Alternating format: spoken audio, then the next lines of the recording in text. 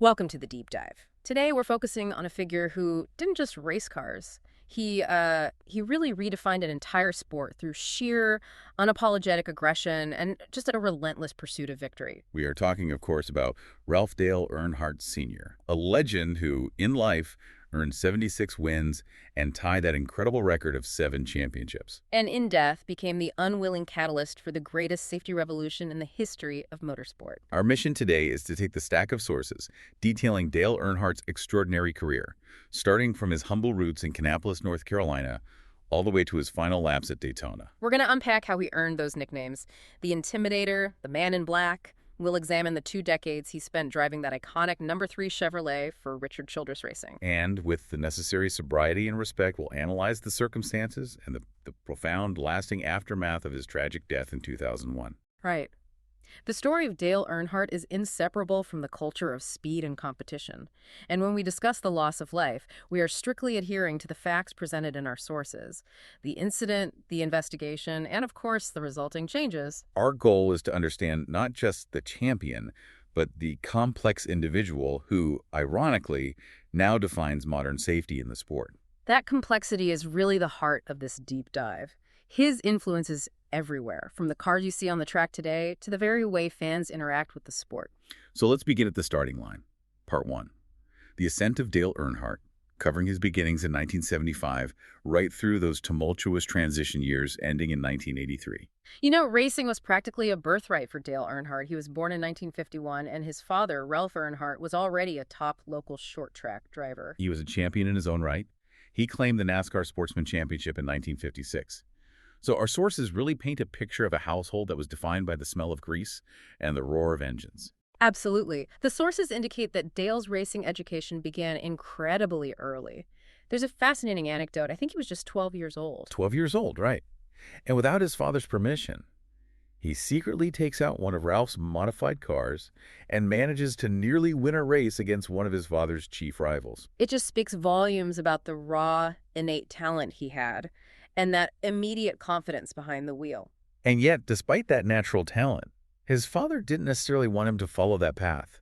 He probably knew the financial and personal toll the sport takes. But Dale was just single-minded. He dropped out of school to pursue racing full-time. And then suddenly in 1973, when Dale was just 22, the pressure ramped up dramatically. His father, Ralph Earnhardt, died of a heart attack at only 45 years old. So young. And the sources note that this loss created a powerful psychological driver for Dale. He felt this overwhelming pressure to prove himself, to become the successful racer his father never quite got to see him become. And that internal drive really fueled his legendary intensity for years to come. His official foray into the upper echelon, the Winston Cup Series, came in 1975.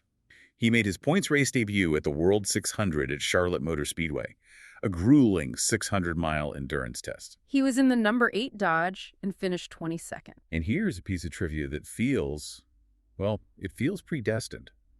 That 22nd place finish put him exactly 1 spot ahead of a driver who was also racing that day, a man named Richard Childress. Who would, of course, become his lifelong owner and partner. It's such a tiny detail in a long career, but it really is the genesis of that RCR dynasty. After a few sporadic starts, he moves into his first full-time role with Rod Osterlund Racing. And the 1979 season, his rookie year, was marked by this classic Earnhardt blend of brilliance and, well, disaster. That's a perfect description. I mean, he won Rookie of the Year despite actually missing 4 races. Because of a broken collarbone, right, from a crash at Pocono. Exactly. And he still managed 1 win at Bristol, 4 poles, and 17 top 10 finishes. But the following year, 1980, is where he truly burst onto the scene. His sophomore season was immediately historic. He won the non-points Busch Clash at Daytona to kick off the season. And then he went on to win his first Winston Cup Points Championship. And he did this with a very young team, including a 20-year-old crew chief, Doug Richer. And what's crucial for you to grasp here is the sheer statistical improbability of this. Dale Earnhardt is the only driver in NASCAR Cup history to win Rookie of the Year, and then immediately follow it up by winning the championship the very next season. It's just an unheard of progression. It immediately put him in the conversation of, generational talents. Yet right after that high, the next few years were marked by instability. In 1981, halfway through the season, the owner, Rod Osterlund sold the team to a man named Jim Stacy. And the sources say there was an immediate clash between Earnhardt and Stacy. It led Dale to drive for Richard Childress Racing for the rest of that year. And even that relationship didn't stick at first. He left RCR at the end of '81, citing a lack of chemistry. It just shows that even the great Dale Earnhardt was still searching for the right professional home. That search led him to Bud Moore Engineering for 1982 and 83, where he drove the iconic number 15 Wrangler Ford Thunderbird. The 1982 season, driving a Ford, which was his only full-time stint outside of a Chevrolet in his Cup career, was rough. It ended up being his career worst points finish, 12th place. And looking at the numbers, it's not hard to see why. It wasn't about the pace. It was about finishing. He racked up a staggering 18 DNFs, did not finish out of only 30 races that year. 18.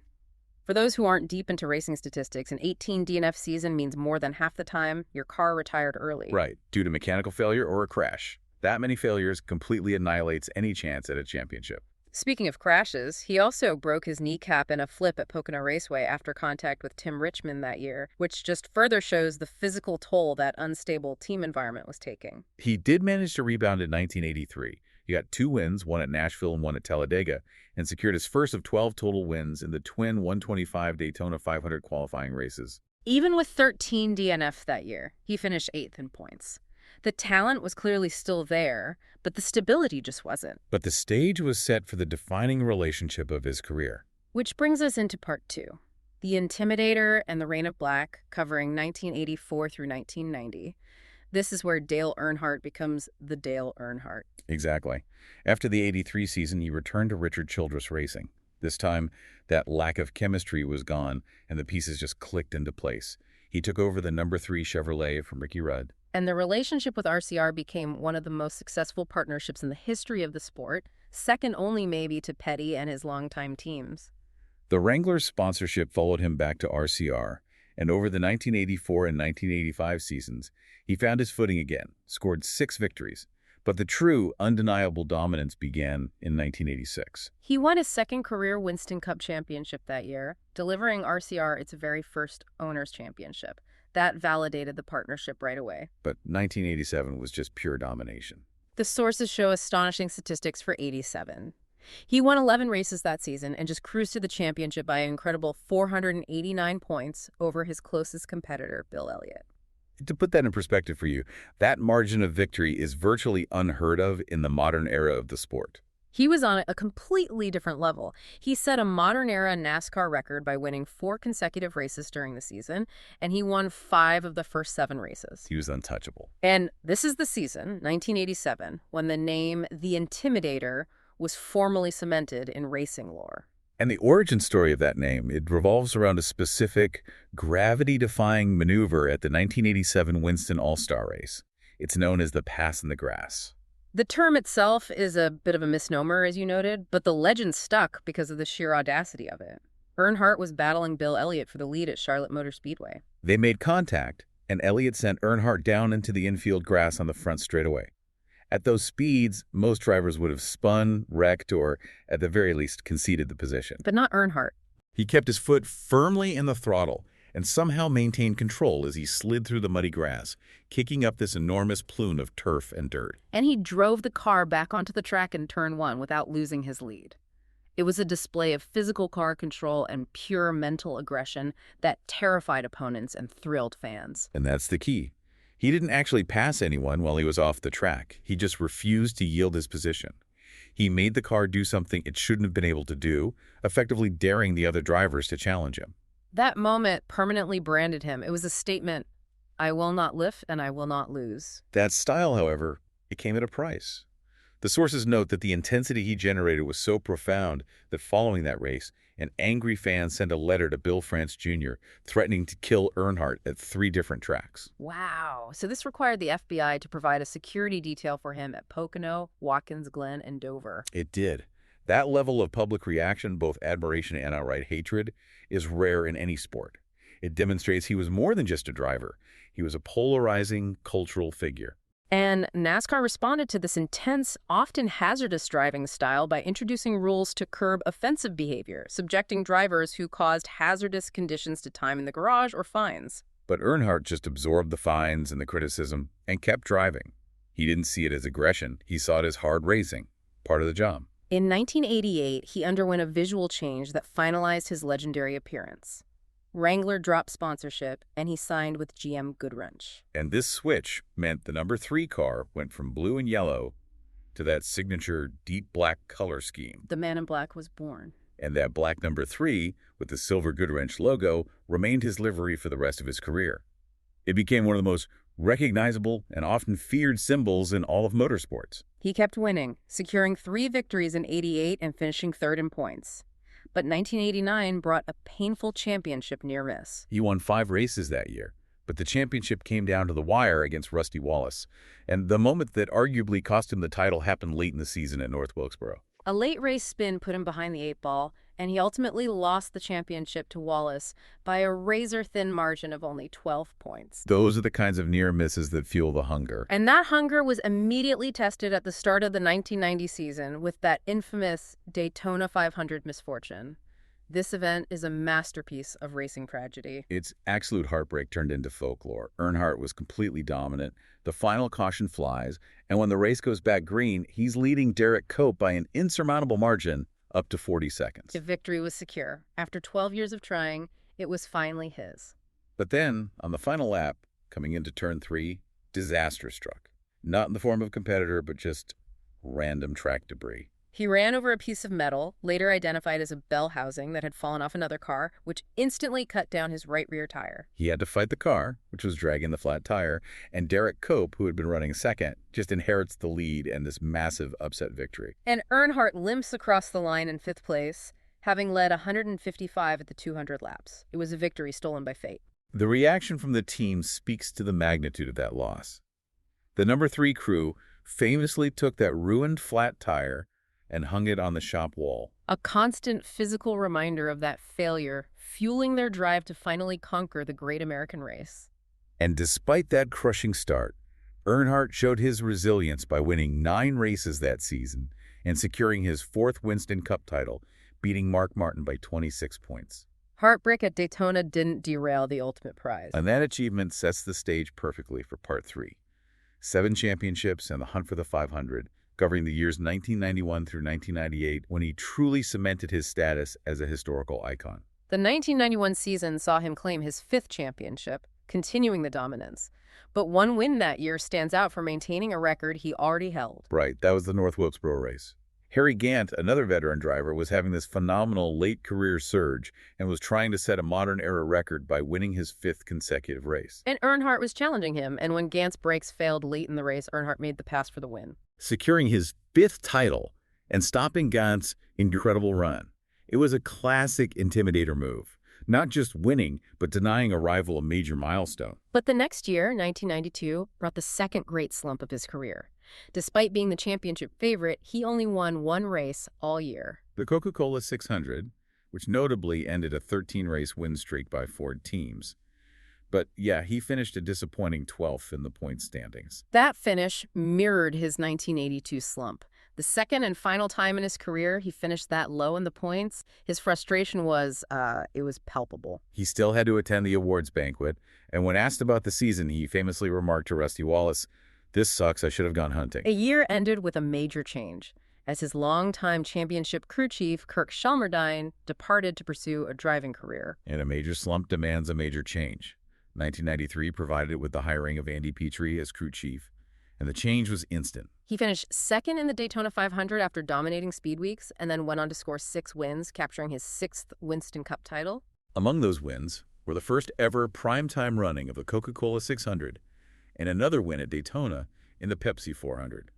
He beat Rusty Wallace for the championship by 80 points. But it was a season marked by sorrow in the racing community, as Davey Allison and Alan Kulwicki were both tragically lost in separate plane accidents. And the sources mention a beautiful moment of sportsmanship after the season-ending race at Atlanta. Earnhardt, despite finishing 3rd, joined race winner Rusty Wallace in running a dual Polish victory lap.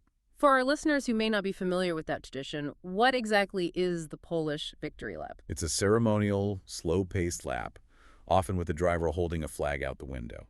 It was originally popularized by Alan Kulwicki after his first win. It's often used as a direct tribute to a fallen driver or a special person. So in this case, Earnhardt and Wallace ran the lap together, carrying flags in solemn remembrance of Allison and Kulwicki. It was a rare public display of reverence from the hard-driving Earnhardt. And then came 1994, the monumental season. Earnhardt secured his 7th Winston Cup championship, officially tying the record held by the King, Richard Petty. He called the achievement something he once thought was impossible. Consistency was the absolute hallmark of that year. He got 4 wins and capitalized when his closest rival, Ernie Irvan, was sidelined by a near-deadly crash at Michigan. Earnhardt sealed the deal with a victory at Rockingham and won the title by more than 400 points over Mark Martin. This achievement permanently placed him in the highest echelon of the sport. Even after matching Petty's record, the pursuit of victories continued. 1995 brought another major milestone, winning the inaugural Brickyard 400 at Indianapolis Motor Speedway. He called that victory the biggest of his career, which is a testament to the prestige of racing at Indianapolis. He also secured his first ever road course victory that year at Sears Point. He finished second in the championship to the rising star and new dominant force, Jeff Gordon. And that rivalry, the veteran champion versus the fresh-faced younger talent, really defined the mid-90s. We found a fascinating insider detail in the sources regarding a potential career shift. Despite all his success at RCR, Earnhardt nearly left the team at the end of 1995. That's right. Robert Yates Racing, a top-tier team, tried to start a second car, the number 88, following Ernie Irvan's serious injury, and they sent a contract to Earnhardt. But he reportedly never returned the contract. The scuttlebutt was that if he left, he only wanted to drive the number 28, which was reserved for Irvan's return. He ultimately chose to stay with Childress and the number 3, a decision that cemented the RCR legacy. Now we come to 1996, a pivotal year in terms of his physical well-being and the immediate trajectory of safety in the sport. Tell us about the crash at Talladega during the Die Hard 500. This was a terrifying accident. Earnhardt was second in points, chasing his 8th title, when a multi-car pileup initiated by Ernie Irvan's car caused chaos. Earnhardt's number 3 Chevrolet struck the tri-oval wall near head-on at close to 200 miles per hour, flooping the car. As it slid across the track, another car struck the roof and windshield of his car. Our sources note that rain delays had canceled the live telecast, meaning many fans first saw the wreckage on the evening news, which just amplified the shock. But his reaction afterwards solidified that nickname, Ironhead. Despite the severity of the impact, when medical workers rushed to his car, Earnhardt climbed out, waved to the crowd, and adamantly refused to be loaded onto a stretcher. He walked straight to the ambulance. And he had suffered a broken collarbone, sternum, and shoulder blade, yet he was determined to hide the severity of those injuries. The significance of this particular wreck, combined with a prior fatal accident involving a driver named Russell Phillips, led to an immediate and permanent safety mandate. Correct. This crash, where the roof and windshield took such a massive impact, directly resulted in NASCAR mandating the Earnhardt bar, which is a metal brace installed in the center of the windshield area, designed to reinforce the roof structure in the event of a rollover or a similar impact. It was a direct consequence of his brush with mortality. And that bar is still mandatory today, even in some other forms of road racing. His display of true grit was immediate. The following week, still in severe pain, with his arm strapped to his side, he drove the number 3 at Watkins Glen to the fastest time in qualifying, earning the True Grit pole. He even led for much of that road course race, but the exhaustion and the pain from his broken bone finally took their toll, and he finished 6th. He showed incredible heart, driving through massive injury, but he didn't win another points race in 96, finishing 4th in the standings. And through all the wins and all the championships, one massive prize still eluded him, the Daytona 500. After 19 previous attempts, 1998 was finally his year. The emotional weight surrounding this race was immense. Earnhardt had already kicked off Speed Weeks by winning his twin 125-mile qualifying race for the 9th straight year. Which is an incredible streak, just demonstrating his mastery of restrictor plate tracks. For listeners, restrictor plates are devices mandated by NASCAR at the highest speed tracks like Daytona and Talladega to limit engine horsepower and reduce speeds, keeping the pack tight. On race day, February 15, 1998, he was a contender early. While Jeff Gordon dominated the middle portion, Earnhardt took the lead just after lap 138. And the end of the race relied heavily on strategy and teamwork. It did. He needed help from his teammates in the draft, and he got it. A crucial late push from his teammate Mike Skinner helped him maintain the lead. And when a late caution flag flew, The race finished under caution, meaning Earnhardt took the checkered flag finally at Daytona. The immediate aftermath was pure magic. Every crew member from every single team, regardless of rivalry or allegiance, lined pit road to shake his hand as he drove toward victory lane. It was a universal sign of respect for a goal finally achieved. And Earnhardt, known for his stoicism, he just let loose. He drove the number 3 into the infield grass and spun the car twice, leaving tire tracks shaped like a giant number 3 in the turf. Starting a trend of post-race celebrations, he later said simply, "The Daytona 500 is ours. We won it, we won it, we won it." The curse was broken. Now we move to part 4, which covers the final competitive years from 1999 to 2000, and then transitions into the immediate aftermath of the tragic 2001 race. Even nearing 50 years old, his competitive fire was undimmed. In 1999, he continued his restrictor plate dominance by sweeping both Talladega races. That year also brought perhaps the most famous or infamous line of his career at the Bristol night race. He bumped race leader Terry Labonte on the final lap, spinning him out of contention, allowing Earnhardt to collect the win amidst a chorus of boos from the spectators. When interviewed afterward, his famous justification became a classic Intimidator statement that perfectly encapsulated his persona. "I didn't mean to turn him around. I just wanted to rattle his cage." That's the perfect summation of his aggressive, risk-taking, borderline illegal style of driving. He pushed the rules right to the very edge. The 2000 season was a real resurgence for him, widely attributed to neck surgery he underwent to fix a lingering injury from that massive '96 Talladega crash. He delivered 2 dramatic high-stakes wins. The wins were vintage Earnhardt. He beat Bobby Labonte at Atlanta by an incredible margin of .010 seconds, one of the closest finishes in NASCAR history. Then, at Talladega, he delivered arguably the greatest performance of his career, gaining 17 positions in the final 4 laps to secure his 10th win at that track. He finished the season second in points, and remarkably was one of only 2 drivers to complete the entire year with 0 DNFs. He was back at the top of his game. And this level of competitiveness set the stage for the 2001 Daytona 500, a race destined to become the defining yet tragic final chapter of his life. February 18, 2001 at Daytona International Speedway. Earnhardt was driving, but he was also running his own team, Dale Earnhardt, Inc., or DEI.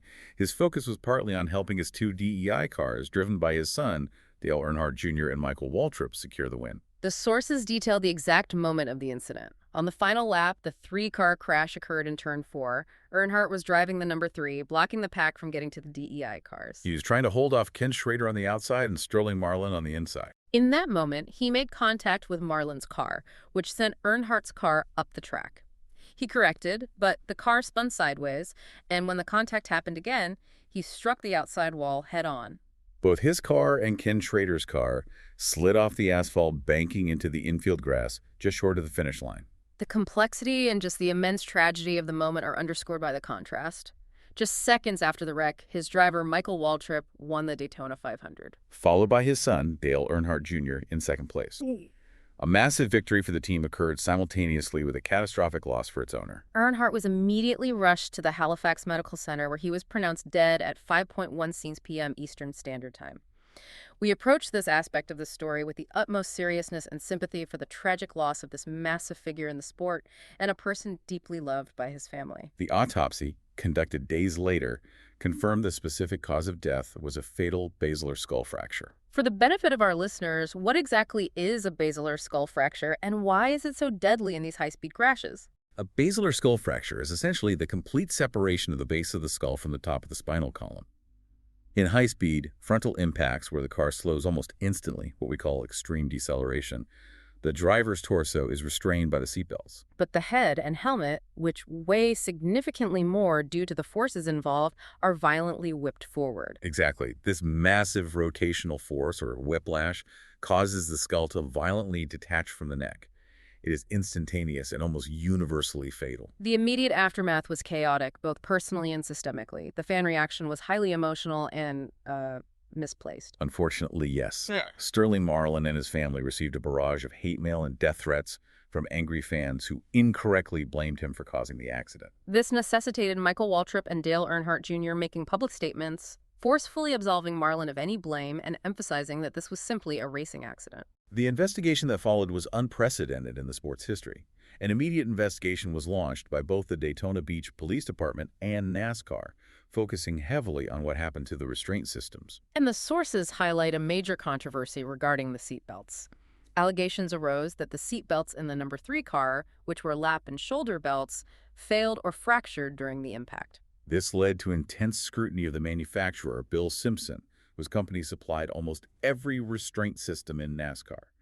Simpson resigned shortly thereafter amid the intense public pressure, although he maintained the belts were not the primary cause of the fatal injury. But the true, lasting revolution that came from this investigation focused on the nature of the injury itself, the basilar skull fracture. Right.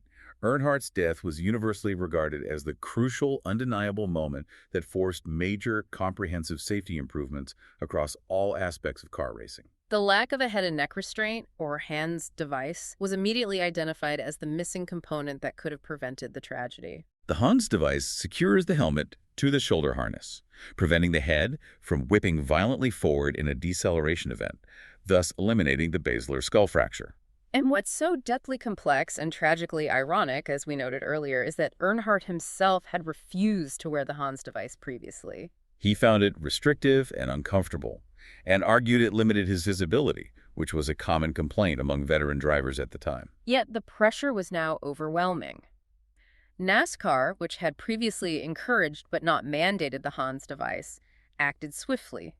In October 2001, NASCAR officially mandated the use of the HANDS device or similar restraints for all drivers. Effective immediately, that mandate alone has saved countless lives. But the safety transformation extended beyond just the driver restraint systems, didn't it? The entire architecture of the track and the car had to change. Absolutely. The Earnhardt tragedy accelerated two major innovations. First, new car designs were implemented to move the driver more toward the center of the chassis and away from the sides. But the biggest structural change was the rapid adoption of the safer barrier system. The safer barrier steel and foam energy reduction had been in development, but was slow to be installed at major tracks. What does the system do, and why did this crash mandate its immediate, widespread adoption? Well, the safer barrier consists of steel tubes backed by foam blocks mounted in front of the unforgiving concrete walls.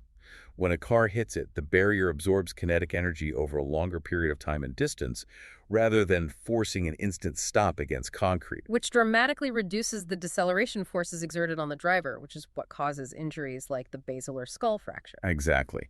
Following Earnhardt's death and the investigation into deceleration rates, the push for every major speedway to install the safer barrier became a non-negotiable priority. It transformed the safety landscape of every NASCAR track in America. So his legacy is not just the championships he won, but the system of safety he unwillingly bequeathed to the future of the sport. We now move to part 5, the enduring legacy of the number 3. Richard Childress, his owner, made an immediate and profound public pledge. The number 3 would never again be used on a black GM Goodwrench Chevrolet. He retired that specific livery combination out of respect. Childress renumbered the team to the number 29 and named his second-year Busch Series driver, Kevin Harvick, as the replacement. And Harvick's first win, just 3 weeks later at Atlanta Motor Speedway, was an intensely emotional moment. It truly was. In a photo finish, Harvick beat Jeff Gordon by .0006 seconds, an almost impossibly close margin, mirroring the tight photo finishes Earnhardt himself had delivered. Following the victory, Harvick did a celebratory burnout and held 3 fingers aloft outside the driver's window as a direct, public tribute to the man he had replaced. Meanwhile, Dale Earnhardt, Inca, the team Earnhardt owned, continued to race and experienced great success in 2001, winning 5 races. The emotion surrounding DEI was intense. Steve Park, another DEI driver, won the race at Rockingham just 1 week after Earnhardt's death. But the emotional peak came in July, when the series returned to Daytona for the Pepsi 400. Dale Earnhardt Jr. won the race, with Michael Waltrip finishing second, reversing the finish of the Daytona 500. It was seen by many fans as a profound healing moment for the sport. There was a common misconception that the number 3 was permanently retired from the sport after Earnhardt's death. But the sources clarified the nuance of racing numbers. That's an important distinction. While Richard Childress pledged to retire the combination of the black GM Goodwrench sponsorship with the number 3, NASCAR, not RCR, actually owns the rights to all racing numbers. Right, but RCR had priority over the reuse of the number.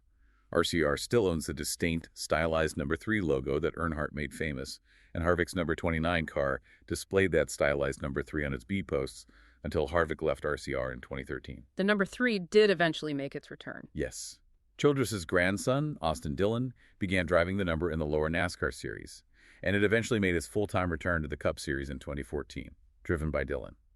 While the color scheme is different, the return of the number itself marked a new era. The fan devotion remains immense, perhaps more visible than for any other figure in modern racing. It is a unique and powerful legacy.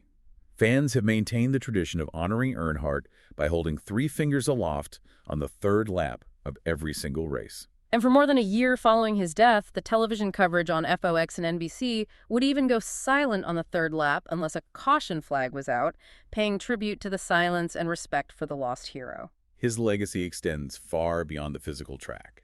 There are multiple physical memorials to his life and career. Daytona International Speedway, the site of his greatest triumphs and tragedy, honors him with the Earnhardt Tower, a named seating section. In his hometown of Kannapolis, North Carolina, the Dale Earnhardt Plaza was erected in 2002, featuring a massive 9-foot, 900-pound bronze statue of him. And if you drive through that area, you'll find Dale Earnhardt Boulevard right off I-85. Texas Motor Speedway even named one of its entrances Dale Earnhardt Way. And his influence isn't limited to North America. We see his global impact reflected in Formula One, a very different discipline of motorsport.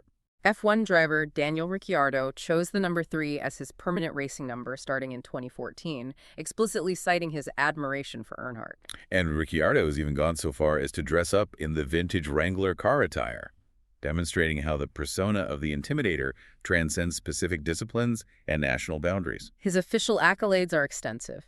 He was an inaugural member of the NASCAR Hall of Fame class in 2010. His helmet from the 1998 Daytona 500 victory is preserved in the National Museum of American History at the Smithsonian.